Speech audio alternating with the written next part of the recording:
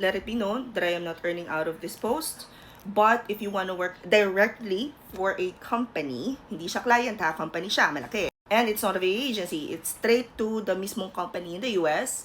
Kayo ay may call center or BPO experience, and your role sa BPO or call center is support or sales. Mag-comment lang kayo sa Blue, pin nyo lang BPO to VA, and we'll send you over a link kung paano kayo makakapag-apply as customer support or sales. If ang experience nyo naman is tech support, mag-comment lang kayo again sa Blue ng tech support.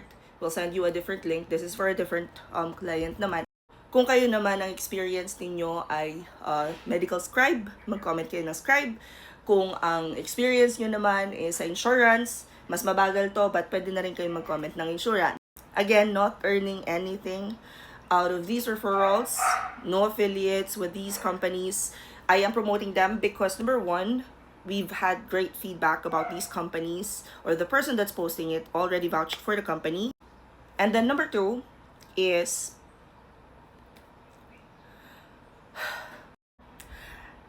for someone to post na wag ka mag-apply sa mga VA agency, I actually want to ask you to go out there and see for yourself.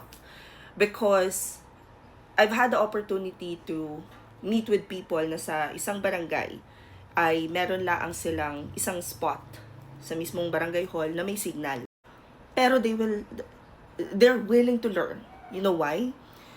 Kesa lumuwas sila ng Maynila para kumita ng 15,000 bilang kasambahay na sila ay buwan bago makauwi.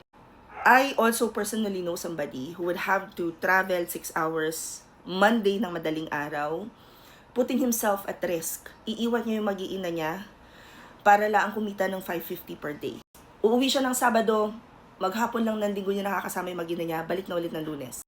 Pagkatapos magpo-post ka dyan, nasasabihin mo na kaya lang nagpo-promote ng mga agency, yung mga influencers sa TikTok is because we're earning referrals out of it. Not everybody operates with a motive.